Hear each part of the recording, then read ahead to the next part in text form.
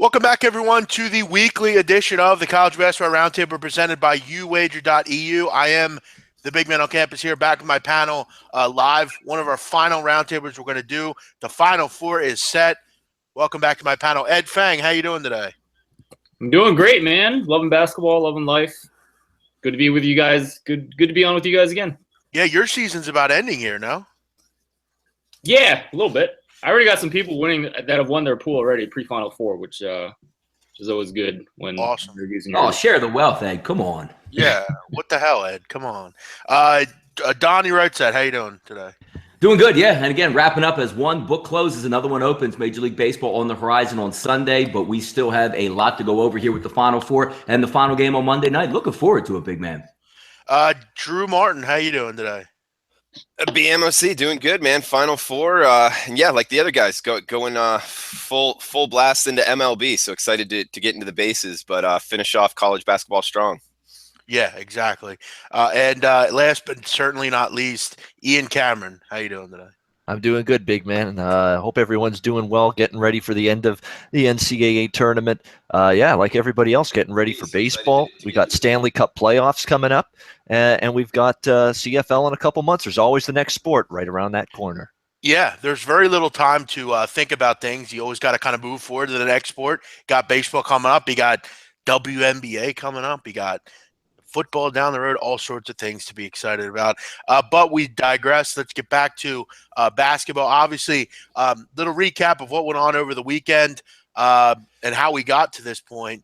South Carolina beats the Florida Gators. And look, it was really a tale of two halves for South Carolina. I guess for whatever reason, the teams they played just seem to forget that there's a second half. I mean, you saw it against Duke. Baylor, it was pretty much the whole game. But, again, against Florida, South Carolina comes out pretty slow. They give up 40 points and a half, but they keep it respectable, I guess you could say. And then they just erupt in the second half. What is up with teams just deciding to forget about the second half against South Carolina? Because if a team plays in the second half, South Carolina is probably not here. Yeah, even in tough spots also, Jeff. If you're looking down there, I mean, they won it in South Carolina versus Duke. That's, we talked about it at halftime with South Carolina, looked dead in the water at the half. I believe they were down 8 points to Duke, overcame that and really took control of the game early on. Same thing with Florida. Florida goes out and has a 7-point lead at the half, which actually could have been a little bit more, but South Carolina dug the claws in, slowly got that lead back. And you saw down the stretch, if it's a really physical team, they're used to a game with a lot of fouls. And South Carolina knew exactly how to exploit that and got a ton of foul shots down the stretch. Yeah, I mean, they shot 17 more free throws than Florida did. And, again, they were, very ineffective from three, but they're shooting the ball particularly well. And I got to tell you, I mean, I was one to kind of think, maybe, quick turnaround, maybe they don't know the game, but I don't know, who knows. But they've been fantastic. Anyone else have an opinion on this Gamecock team in that game? I mean, Florida just kind of forgot how to shoot the ball. Well, there's no denying that. I mean, when you look at that South Carolina team all season long, they've had to rely on Sindarius Thornwell to, as I guess Charles Barkley would say, to dominate the basketball game. But boy, I'm telling you what, they've gotten some step-up production. Chris Silva, Dwayne Notice, Rakeem Felder. There's been a bunch of guys that all of a sudden have started hitting some shots consistently throughout the NCAA tournament. That was just not happening down the stretch of the SEC season. It was the Sindarius Thornwell show, and if he doesn't beat you, nobody on this team is. So I think that's been the big difference in South Carolina. Secondary production and contributions have been there. The defense has been fantastic. Frank Martin was throwing, I think, a different defensive look almost every possession against Florida in that game. It was so incredibly impressive. He had different looks for different situations throughout that basketball game. He's done a marvelous coaching job. And anyone at Kansas State who's unfortunately stuck with Bruce, old G. Golly Weber, right now down there in Manhattan, they probably miss Frank Martin, probably miss him a little bit more after this run by Carolina. That's a great point you make, Ian, about kind of the Sindarius Thornwell show. And that is how it been for most of the year. They had gotten no production really from anyone. But you look at on Sunday, Silva, Kotsar, Dwayne, PJ Dozier, all in double figures. And you look at kind of what we talked about all year with Florida, will the John Egbunu injury come back to hurt them? You look at it in this game, Devin Robinson, 5 points, Kavarius Hayes, 8 points. Not good enough from your bigs. You need more production out of them. They didn't get the great performance that you expected from Kayvon Allen. So, again, things we said on the show starting to come to fruition.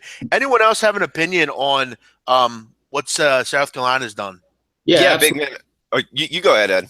Oh, thanks, man. So I've been looking at the defenses that this offense have played, and these are all my numbers, adjusted efficiency or points per possession. Marquette, 149th. Duke, 48th. Baylor, 12th. Florida, 6th. So what they've been doing against good defenses is very impressive. And then they play Gonzaga Saturday. Gonzaga's first, great defensive team. I think it ends on Saturday. It's been a great run, but this is a team that can D, and it's going to be even harder for this team to score points. Yeah, I mean, I got to tell you, I was one that I had South Carolina losing in the first game. To be honest, I'll come out and say it, but I think I did too. I think I'm with you on that. Yeah, I mean, Marquette had been playing pretty well, and I just wasn't high on South Carolina for most of the year. But, you mentioned I think Ian mentioned it, Frank Martin, and you can knock his coaching style the way he is to people. He can come off a little bit, kind of mean and just kind of upset all the time and pissed off. But I think we've learned a lot about him this week, things that I didn't know about him, things that, just the kind of guy he is. And, that's what a coach is. I feel like the coach is not your friend. He's not there to be, your friend and tell you everything you want to hear. He's there to educate you, teach you, and teach you about being a man. And I think that's where some of these coaches, I can't really call them a coach. Frank Martin, though, he's done a great job in doing that. And a guy that I guess I, for one, want to see do pretty well. He's done a really nice job. And I equate him to my own father. My father reminds me a lot of Frank Martin with the way he is as far as, the way he is when we're at work. When we're not at work, he kind of opens up, and he's a little bit more of obviously what a father's supposed to be. But great job by Frank Martin. Done a great job. And now we got a big one against Gonzaga, which we'll get into here in a moment. Drew, you had a point on South Carolina? Yeah, and it's a great lead in to the Gonzaga game. And on your point, I agree with you with Frank Martin. He's not there to be your friend, and it shows the little things. When you look at South Carolina from the free throw line, I mean, Sindarius Thornwell was 9 of 10, Chris Silva 9 of 12, PJ Dozier 100% from the line. So these guys are doing the little things, and it's not like they were draining threes. I think they were only hitting 2 of 10 from 3 points. Yep. Yeah, so these guys were able to drive on Florida, and Florida without their big man, it's going to be interesting to go against the size of Gonzaga if they're able to do the same thing. I think that's a matchup that could come back to hurt South Carolina. Although, coaching wise, they're doing all the little things, and you're right, he's not there to be their friend, and it's showing on the court. Yeah, I wonder though, and Ed, you've talked about, regression and things as far as, sometimes these guys just kind of, 3 or 4 games isn't indicative of what they've done all year. This South Carolina team, guys, 42% on the year. This isn't a good offensive team. I wonder, we've talked about it, we've been right on certain things. For certain things, we've been wrong with Michigan. I thought that would kind of stop, but it kind of went way into the tournament. When will South Carolina revert back to the mean that they are? Saturday.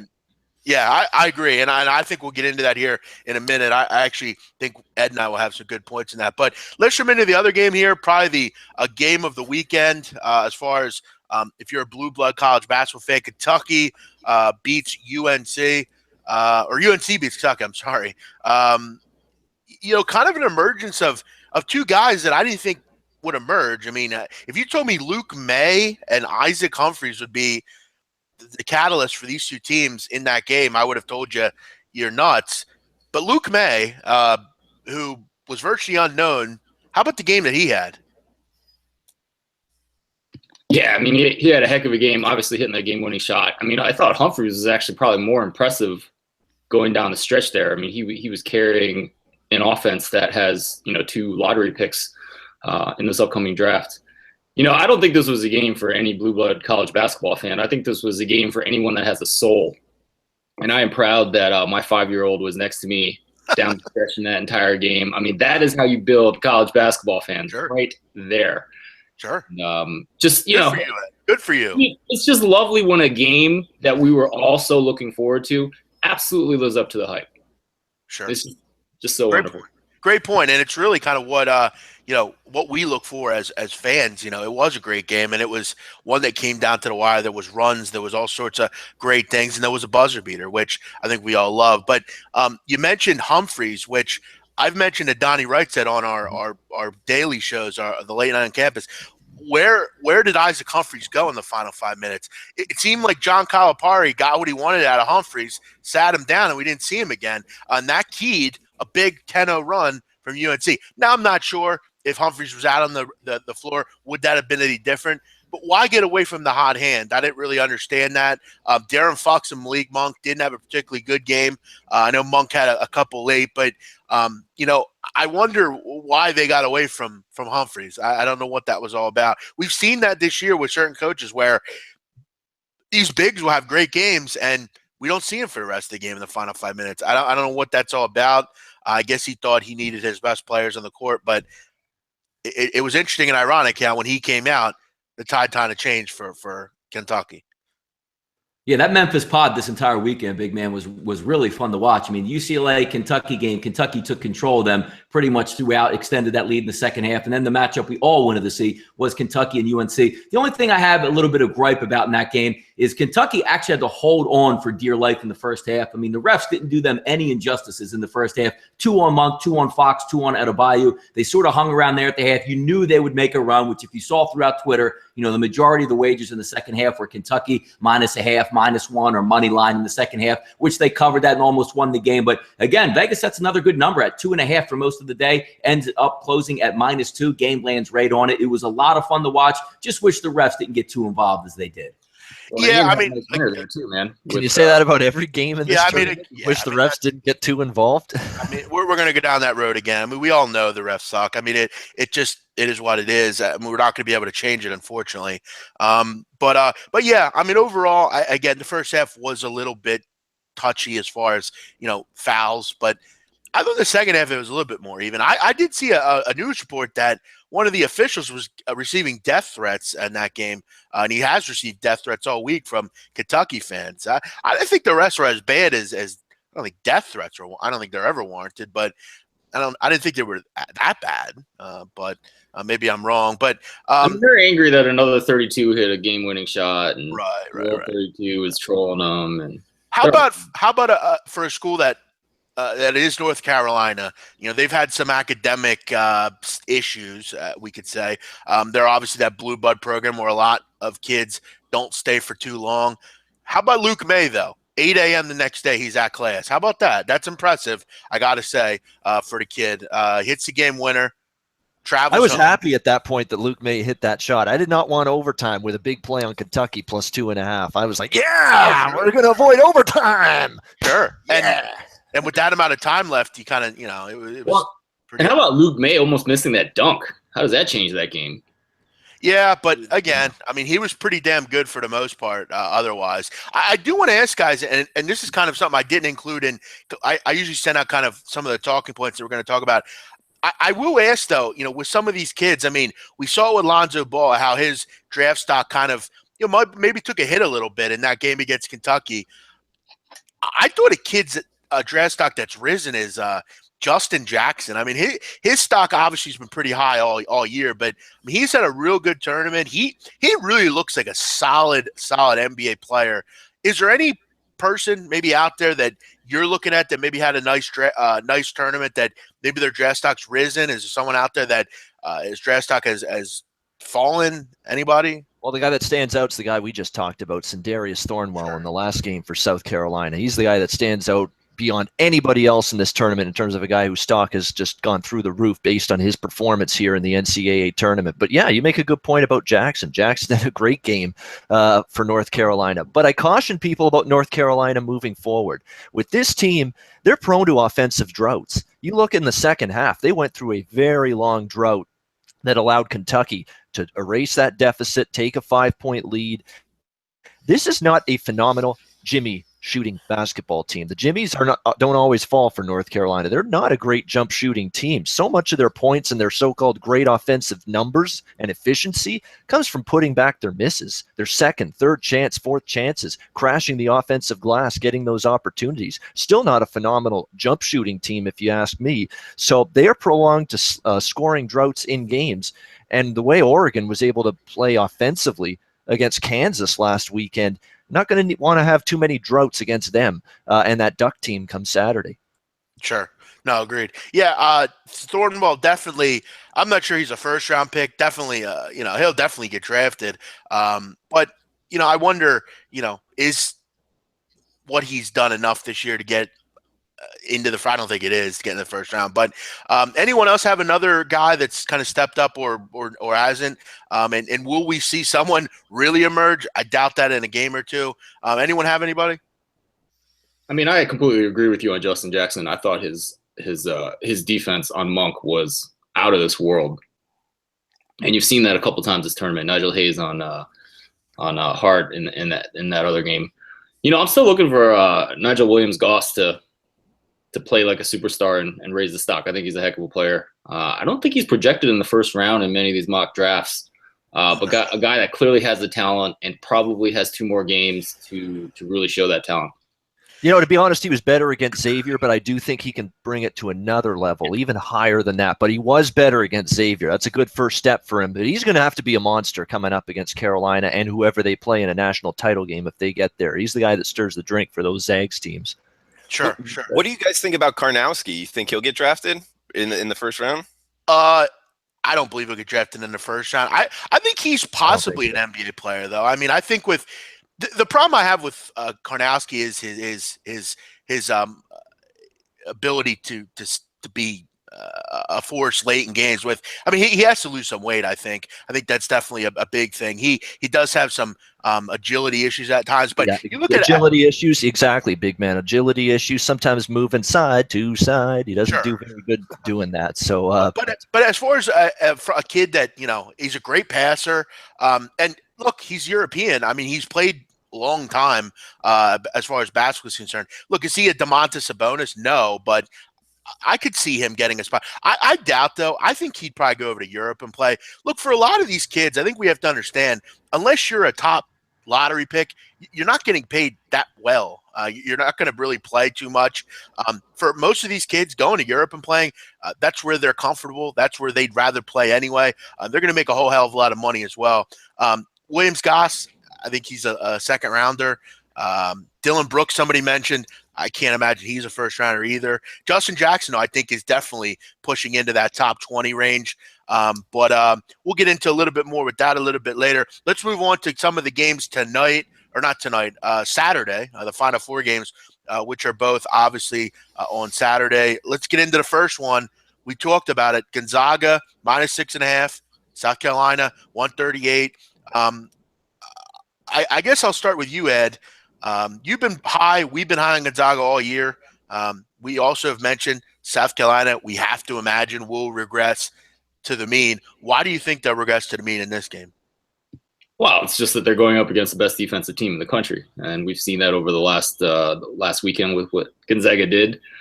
I feel like a broken record, but, I mean, this team is great on both sides of the ball. They continue to be great. They survived a lot of bad bounces against West Virginia and shots not going down.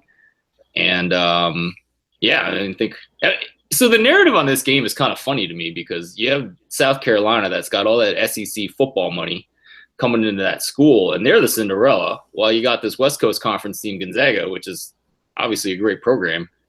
And they should really be the Cinderella in this matchup. But, I think in the basketball realm, though, South Carolina's not always been known as a big time, and even in football lately. And facilities and I hear you on that. But again, Grand Canyon has a ridiculously nice facility in basketball, and look where they are. So I hear you. I hear you though. SEC is SEC money, and Gonzaga's pretty much over the last 20 years of a very new program. I will point out. I mean, I think Ian mentioned getting to the hoop. Somebody mentioned that. That's going to be very difficult against Gonzaga. Gonzaga is one of the best rim protecting defense teams in the country. They allow very little around the rim. And with the fact that they can really, I think what's so different about them this year is they can put a Karnowski in to really defend the middle of the paint. Collins can come in and defend the perimeter. They just really make it difficult for you to score. I mean, their front court is really a nightmare to deal with. And you're really not going to get a lot around the rim. A lot of people have been mentioning to me, who's going to guard Thornwell? We heard that same question against Blewett. Blewett was virtually, MIA in that game. Mark Few has all sorts of time to prepare. He has over a week, basically. And I think that has to be mentioned in this game.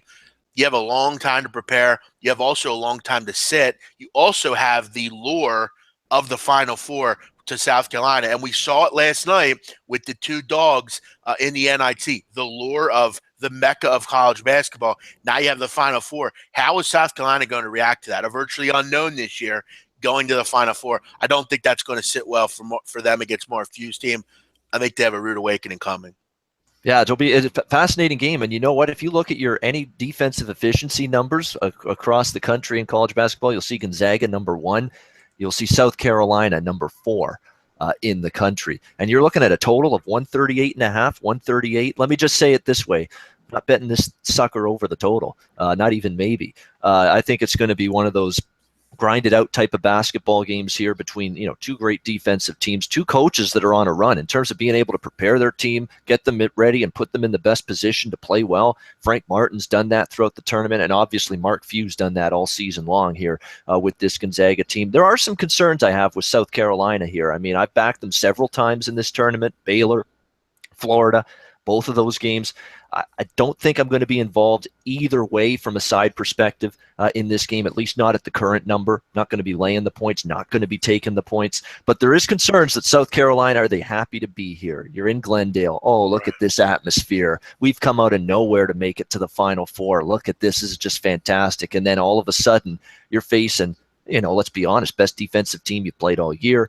Does it finally just, do you hit that wall finally after weeks of mental, physical, emotional exhaustion to get to this point, basically, and make this incredible run? That's definitely a concern that maybe the gas tank hits E for South Carolina in this game. But I'm not willing to sell them short either. I mean, they have just been the shocker of this tournament. And if they're in this game start to finish, have a chance to win, it wouldn't surprise me. But I do think Gonzaga advances. Just a question of whether they cover the number or not. But I won't be betting it from a side perspective. I will look under the total. I hope this number keeps pushing it up. I hope the public keeps pushing it up. I think points are going to be hard to come by. You got to be concerned about the sight lines a little bit based in these games being played in Glendale at the football stadium there where the Cardinals play. So it's definitely a game where I think points could be at a premium. Yeah, a good point. The one concern I have is obviously Gonzaga, very good offensively. Still at this juncture of the season, 51% from the field. You have to imagine, though, it might be tough against a much better defense than Xavier. But, yeah, it does seem a little high as far as the total. Drew, Donnie, any opinion? Yeah, I think Ian brings up a good point, with the sight lines. Although I will say that is kind of a smaller NFL stadium, I guess you could say. I was there for the national championship in 2010. I think it only seats like in the high 60s, and it's not, as spacious as other NFL stadiums. I think it will be interesting to see the rims, how tight, how loose they are, and using that information in the national championship. And as far as, we were talking earlier about South Carolina having success driving to the basket, and they were able to do it against Baylor and Duke. But Ian just said, this is a different animal in Gonzaga, the number 1 rated defensive team metric wise. And it's really carried over, as they've played the bigger teams like Xavier and West Virginia. They've held both of them under 60 points. So I think it shows here, and I would look Gonzaga as well. I mean, the 6.5, I don't know, but I would say Gonzaga advancing. Yeah, I mean, go ahead. No, go ahead. I mean, just looking at the game, I mean, Vegas opens up a number at 6.5, especially after, the public watching, South Carolina play big time teams and handle them and cover with ease, even when getting points. The 6.5 definitely is an eye raiser there. Final Four, again, talking about the bigger stadium, the tougher shooting facilities there. But if you look, this game is going to come down to which way the refs are actually going to call this game. Gonzaga doesn't foul. They average between 15 and 16 fouls per game. In the West Virginia game, it was apparent that the game was run at a West Virginia level. Gonzaga had 16 fouls at the half. Against Xavier, they're allowed to play a little bit more and open it up, and they peeled off Xavier very easily. If this game gets into a down and dirty, fest, which South Carolina is going to want it to be in the gutter, are we just going to line up fouls and really get into that depth of Gonzaga? If it's a clean game, Gonzaga is going to win this by double digits. But if the refs penetrate this game like they have in the past and say, we're going to hang 15 fouls again on Gonzaga in the first half, watch out. South Carolina not only will cover, they'll win that game. Donnie loves involving the refs in every break. It's killer because it's just the way they can affect the outcome. You have to know as a referee, you're not the center stage. If there is a guy 30 feet away from the ball and they're holding each other, that's not a hold. And especially if there's already 8 fouls and Karnowski has 2 in the first half, you're just going to lump them with a third. They have to know situation better. In the NBA, they're not going to foul LeBron James out of a final game. Why are you going to hang 3 fouls on a team's best player for a touch foul? Donnie, I've tried to let the country know. I've tried to tell them Donald Trump's not the answer to this country. You sound like me with that. Again, we know the refs suck. It sucks. And that's my problem. You're getting the best refs, supposedly, Ted Valentine, those kind of people. But I think, again, all tournament, we've talked about how these refs have affected games. And it's a shame that we actually have to, when we cap a game, put that into an account now. Because I don't want to keep talking about it. We've talked about it. You guys agree? I mean, where do we go with this? It sucks that we have to cap like this. It's no good. I mean, how about Gene the Dancing Machine Sterator? He's the multiple sport official here. He's Right. Basketball and NFL. Can this guy not take a holiday, get a vacation, have a life? Come on now. Yeah. You have to do 2 sports? Sure. About to get a vacation. Yeah. I'll take that. Okay. And by the way, guys, Gonzaga is the best rim protecting defense in the country. Nobody better around the rim. So I think South Carolina's got to have hit some jump shots in this game. And we'll wonder, will their free throw percentage, they shoot it under 70% as a team. Will that come to hurt them at some point? Ian mentioned their ability to hit free throws these last couple of games. Will that come back to haunt them at some point? I'm not sure. They also have a guy who's going to cover Karnowski down low. I'm not really – who do they have that's going to cover Karnowski? They're going to have to hope Kotsart is going to be that on. maybe, but I don't think he's going to be able to handle that that's too going to be much. He had a great game against Florida, but you're dealing with a whole different kind of load in that paint with Shemek Karnowski. That's going to be something they're going to have to pay attention to. And you're right, it's going to be something. And you know what? South Carolina scored a lot of points around the rim against Florida. I think more so than they did against Baylor. Baylor, they were hitting a lot of jumpers. Florida, they had to go inside a little bit for more of their production. That's not going to be an easy thing to accomplish against that Zag front line. And I think we're all aware that Frank Martin is probably sick to his stomach that he has to wait a week to play, because that's really death to me for this team. A team like this, you need to play the next night. You can't take a week off and go travel over to the West. That's tough. It's going to be a tough thing to do for South Carolina. Let's move on to the other game. UNC -5 against Oregon, over under 151.5. I think this game will probably be a little bit more competitive. I'll let you guys have at it first. Where are we going in this game? I got a feeling we're going to have some Oregon love here. Who likes Oregon? You know what? It's funny. All I hear from a lot of the people, mainstream mostly, is this should be a win for North Carolina. What's that old Lee Corso line? Not so fast, my friend. Well, you know what? I've been impressed with Dana Altman back-to-back games in terms of a game plan put in for this Oregon team to knock off the red-hot, steaming hot Michigan Wolverines the way they did, and then not just to beat Kansas, but control that game.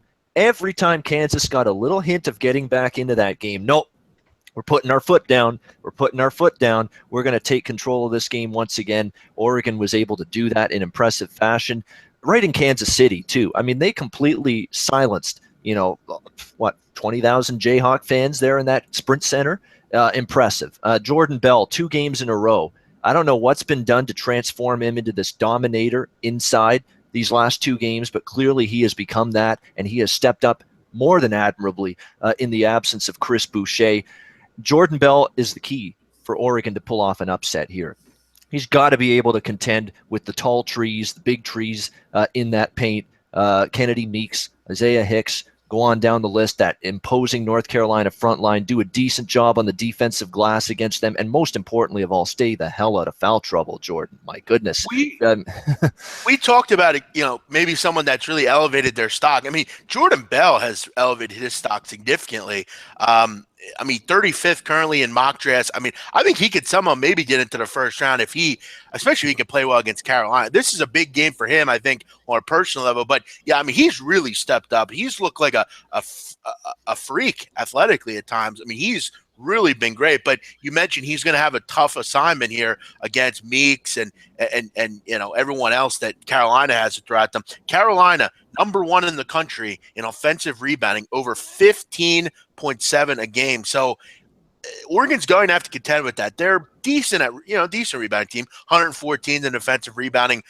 They're going to have to rebound the basketball, and they're going to have to do it at a high level against a team that is just so large like Carolina. The issue I have here, I want Dana Altman over Roy Williams any day of the week. Roy Williams has lost to me at times on the sidelines. I don't think he has any idea.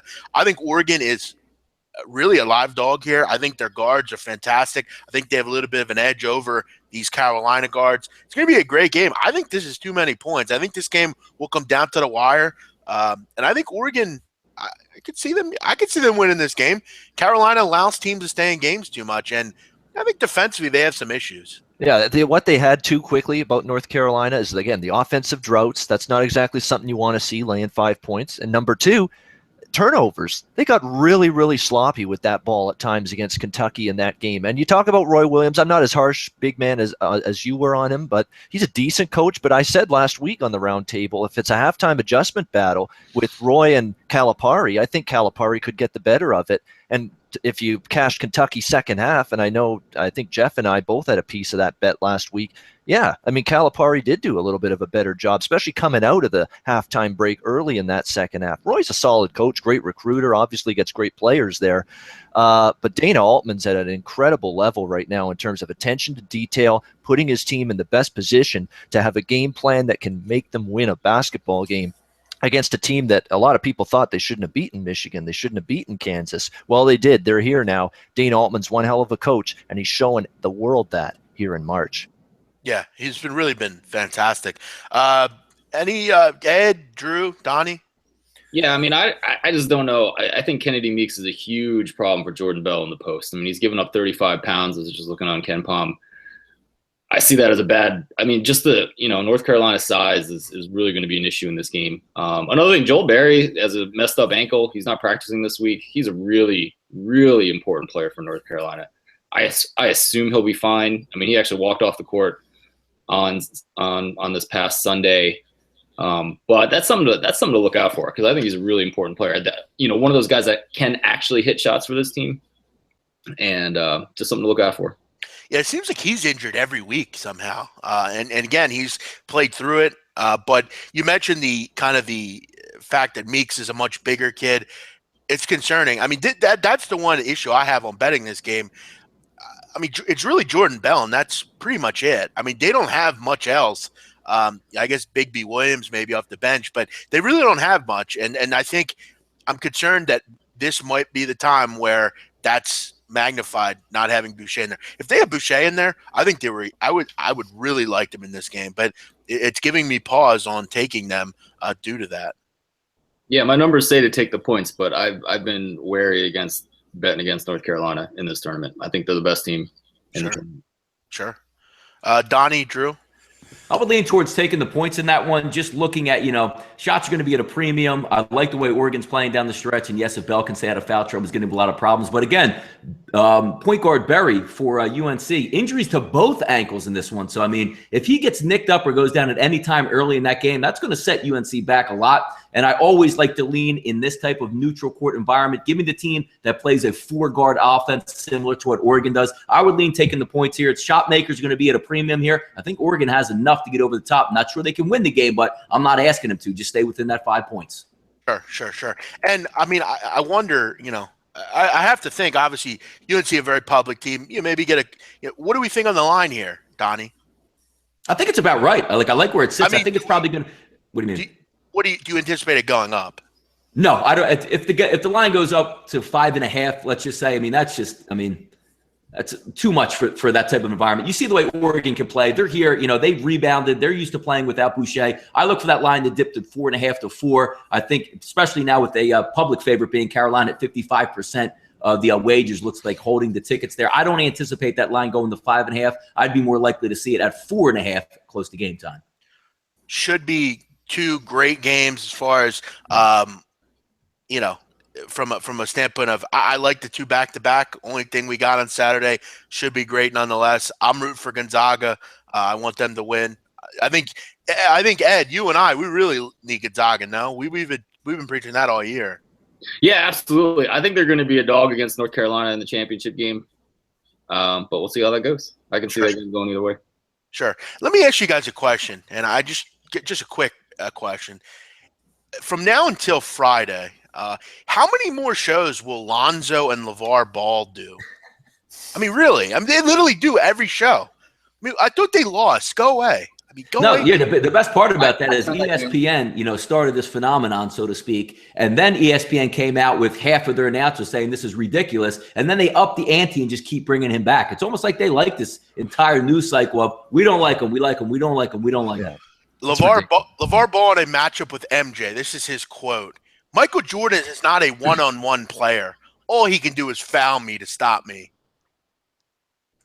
You know what? You see LeVar Ball. Yeah, the tape that he had out. I mean, really? LeVar Ball and his yammering all the time. The thing that I honestly want to do right away is just, hit him upside the head with a wet sock. I mean, they shut the hell up already. Brutal, Enough already. He's so brutal. Yeah. It's like, go away already. I mean, your kid lost. He's gone to the league. See you later. I mean, are we done with you?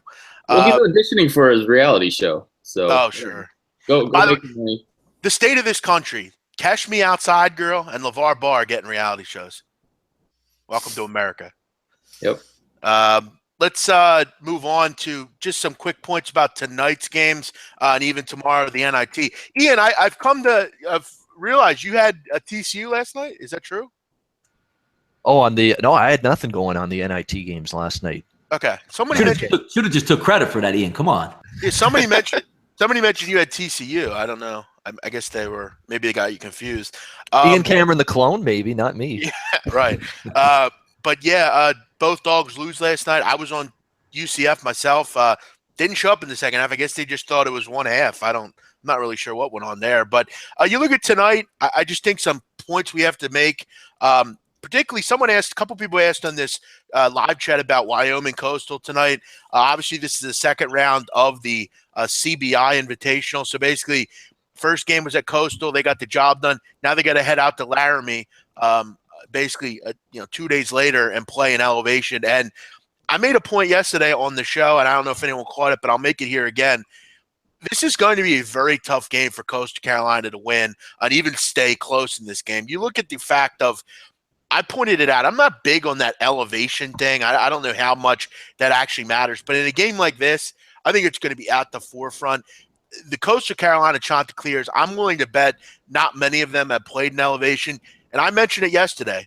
You look at even Donnie mentioned Boone, North Carolina for Appalachian State, pretty high elevation, 3,333 feet above sea level. Laramie, Wyoming, over 7,000 feet. That's going to be very difficult for these kids to not only get used to, but even play in. They've only been there for virtually a day. It's going to be really interesting to see how Coastal Carolina plays in this game. They also have some injuries to major players in this one. And you have to imagine they want to see this game go 3 games. It's hard for me to get even interested in Coastal Carolina tonight. Anyone have any opinion on this? Yeah, I passed on this game, big man. I mean, I think Coastal Carolina is a better team. I think the Mountain West stinks this year. Wyoming, a mediocre at best team from that conference. That being said, the situationals are impossible to ignore in terms of Wyoming needing to win to keep that series going at home. Coastal Carolina making an awkward travel situation here from Myrtle Beach, basically, all the way to Laramie, Wyoming, playing in elevation, which they're not used to. So situationally, it's Wyoming all the way, even though I think Carolina is the better team. So it's conflicting things, and I say pass. Big man, you think a little NBA referee action's going on? Keep it. Make sure to get that third game in for the TV revenue. Yeah, I do actually. No, that's interesting. I do think I do think that's important. Yeah. Look, I don't know that. I don't think Coastal Carolina can win this game. I think it's gonna be very difficult. But again, we're gamblers. We're looking for them to cover. But yeah, I get the feeling this is a double-digit win. To be honest.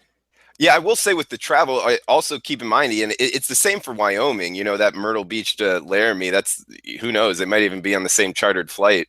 I doubt it, but yeah. I mean, and keep in mind, Coastal Carolina, they can't hit free throws, and Wyoming can. So that's something to, especially Wyoming going to home. So yeah, it'd be Wyoming or pass for me. It's a tough travel schedule to get to Laramie as well. I mean, you have to, fly into Cheyenne. You have to then get on a bus, go up to the mountains. It's tough, and even for Mountain West teams at times. So I just think it's a tough spot situationally for Coastal. Maybe in the second game, they'll be a little bit more prone to it because they've been there a couple of days. Anyone else have an opinion on this one? I would take that as a no. Two other ones. I'm interested to see how Furman plays tonight. Their coach took a job with Drake, which I'm not sure why. I would probably have stayed at Furman. It seems like a better program. But they're playing St. Peter's on the road. I think St. Peter's would rather have this on the road, Donnie, due to their success on the road. Ian Cameron, you've been high on St. Peter's all year. Do you have a thought on this game, or do you looking to pass? And is this a member play for you? You've been high on them. Yeah, it's El Paso, though, for me. I mean, I'm not crazy about laying points with them at home, although I do think they win this game. I'm not betting against St. Peter's, that's for sure. I love that defensive tenacity. Boy, did they completely shut down Texas State. I was so impressed with the way they came back in that game. On the road, down huge at the beginning. They could have easily said, that's not our time. We're done in this tournament. Stick a fork in us. Time to move on to the summer. They didn't do that, though. They didn't pack it in. Put their hard hats on, put their work boots on, got some stops, started making some shots, and chiseled that lead down. And next thing you know, they're leading, and they pretty much led most of the second half against Texas State. So just a team I'm not going to bet against here, but I respect Furman. They've been a good point spread team all year. So lean St. Peter's, but not going to have a play. Sure. Yeah, I actually I like Furman. My one concern is their coach just up and leaves right in the middle of this tournament. How are they going to be with that on the road? But they've been a very good road team all year, and they have some kids that can really, really score. So we'll see. I wonder if St. Peter's can shoot the ball well enough to win this game. That's not their strong suit. One other one, Corpus Christi, Maryland, Baltimore County. How many? We could probably count on. Maybe we've all seen them, but I think I think we'd be hard-pressed to find a lot of people that have seen these teams play. But Baltimore County, good team, love to score. Jarius Lyle's a very good player. Corpus Christi, I made some money on. I like them at home. I'm not a big fan of them on the road, so we'll see how that goes. Anyone else have any opinion on these two games tonight?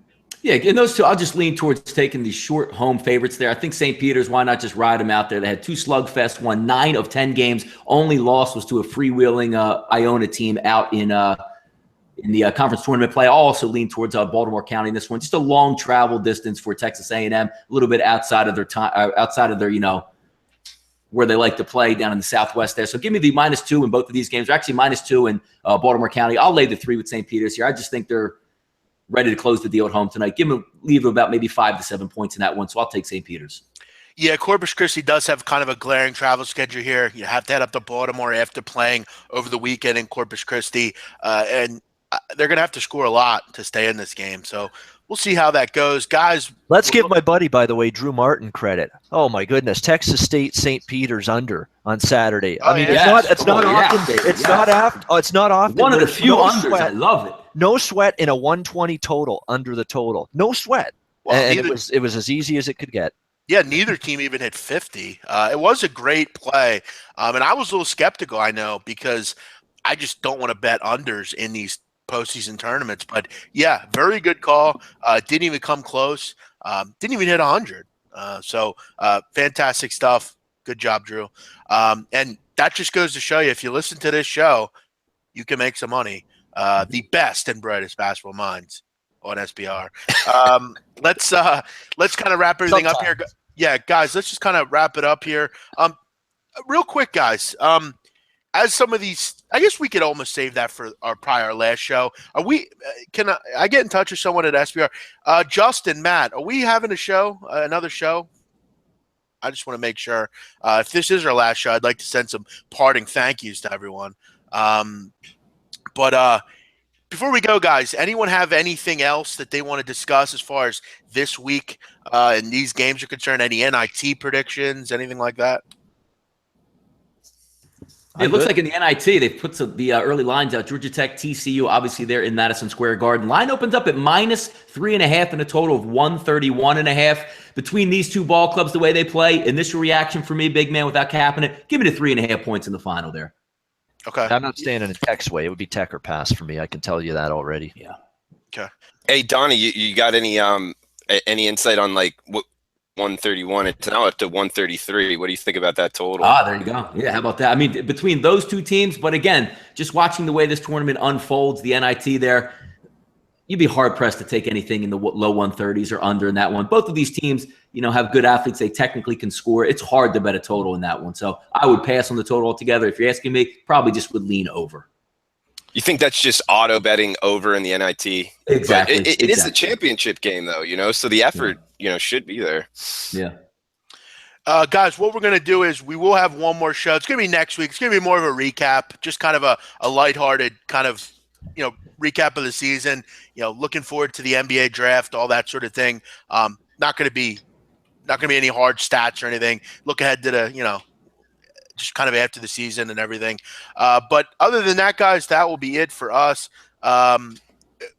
I will say real quick, this was fun this year. We had this show pretty much since the beginning. I remember back when the odds couple was on and I don't think we had Ed or Donnie. It's been fun though. I mean, we added them. They've been great additions. We had Martin Green for a show. We did a little crossover. It's been fun, I thought. I thought we had a really good rapport, all of us, and I hope we can do it next year as well, as far as that's concerned. So great job this year, guys. Great job organizing, Great Jeff. job hosting, big man. Yeah, Jeff, with the topics every week, planning some things to talk about. I mean, that's underrated, understated. You deserve props for that. Yep. Thank you, guys. And Ed makes a good point. No, we're gonna. Yeah, maybe we'll do it Monday, just because then we have the championship game and stuff like that. We'll figure it out. We'll let everyone know. As far as the plugs, I'll start. Find me on Twitter at Jeff Nadeau. My opinions are my own, obviously. Tonight, McDonald's All-American game. That's where I'm going to be watching. And I urge all of you, these are the kids you're going to have to know next year. You're going to have to know who Lonnie Walker is. You're going to have to know who DeAndre Ayton is. These are great ways to get a little ahead of people and know the competition coming in. Great class coming in. I'm looking forward to it. That's where I'll be tonight. You can also catch me 10 o'clock Eastern on the Late Night on Campus. We're really having a lot of fun with that show. I urge all of the presenters here, I urge everyone listening, hashtag LNOC on Twitter. If you can stump me with a general knowledge question, you're going to get swag. And I will say it's tough to stump me. I swept the board last night, I believe, remember Donnie? Donnie's not doing his job then, if that's the case. No, it's not him. It's listeners sending in. Yes, for a small fee, I slip him the questions, by the way. Oh, right. Yeah. But I knew Mongolia's capital. Not many did. So I urge you. Ed, you're a PhD. Send me some questions, for God's sakes. But, yeah, catch me tonight, 10 o'clock on the Late Night on Campus. Ed Fang, where can we find you at? Wait, actually, Jeff, big man, is that a Gonzaga shirt you got on? Yes, it is. All right. There we go. We know who you're backing. Yes. I'm going to jump on with you. Because the numbers definitely like them to win the entire thing. What's my name? My name's Ed. I'm at the Power Rank on Twitter. Got a podcast called the Football Analytics Show. We're going to be transitioning to doing some NFL draft content over the next month. I know nothing about analytics for the NFL draft, so I'm looking forward to getting some good guests and asking them good questions. So if that's your cup of tea, please come check it out. Ed, you got to do an NBA draft show at some point. I got to think about that, yeah.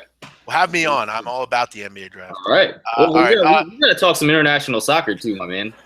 I'm waiting for all you guys. Come join me. Check out my rankings too. It's some pretty powerful stuff. I got some stuff on my site. We'll talk on. Yeah, get in touch. I'd love to see that. I love international soccer. I'm a big fan.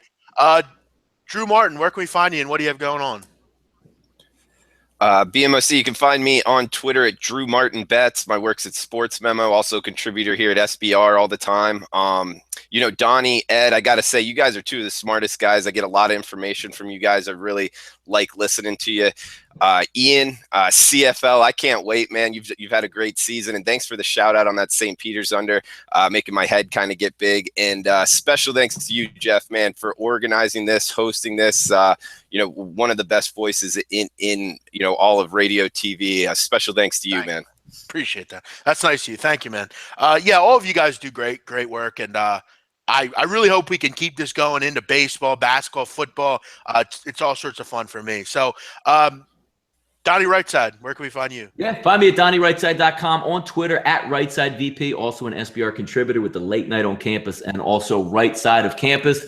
It's been fun. I mean, I really appreciate it. I know a couple months ago, Jeff vouched for me at SBR, hoping I could come on and provide some content and do it in a professional manner. I really appreciate the chance that they gave me. And again, learning from all you guys out there in a lot of these areas, much smarter than I am, especially in college basketball, but it's a lot of fun just to pick the brains of winners and guys that have a lot of fun doing it and do it in a straight up manner. Again, thanks to the panel for having us all year. Hopefully the people out there liked it as well, and we're going to continue something like this in the future. But once again, just a pleasure to be with you guys. Thanks, Amen. Donnie. Good stuff. Ian Cameron, last but not least, where can we find you? Yeah, on Twitter at Bobano, plays daily at sportsmemo.com. It's going to be pretty much NHL Stanley Cup playoffs coming up. I can't wait for that. Best playoffs in sports, if you ask me. Baseball coming up. CFL in a couple months. Can't wait for that. I'm a Hamilton Tiger Cat season ticket holder. I can't wait to see some live football. I've missed football since the Super Bowl ended. I can't wait for it to get here in June. I really can't. Are you really a season ticket holder? I didn't know that. That's pretty cool. For the Hamilton Ticats, yes. Been one now for 3 years. Good for you. Yeah, I actually watch CFL. I actually think it's pretty cool. I mean, they have no fourth downs. I think that's pretty cool. Guys, what is our? Yeah, you can't be conservative on first down. You got to do something. I love that. You can't just hand the ball off, get a couple yards, and play for a manageable third down. You got to be more aggressive. You got to put some more thought into a first down play call. Yeah, I wouldn't mind seeing that in the NFL. That'd be pretty sweet. Yeah. As far as one more thing, guys, I'm getting some people asking me about soccer. There's no more international play until June. The World Cup qualifiers are every couple of months, so I don't have any Peru or Tahiti bets, but we'll be back for Champions League here in a couple weeks. That's it for today, guys. Appreciate everyone chiming in. We'll be back next week with our recap show. We'll break down the season that was in college basketball, recapping some of our favorite moments, recapping the tournament, and looking forward a little bit to the NBA draft. Everyone, as always, I am the big man on campus. Thanks for everyone tuning in. Thanks to you, Wager, for sponsoring us. Go to SBR Odds for all the up-to-date odds information. Everyone have a great day. We're out. Bye-bye.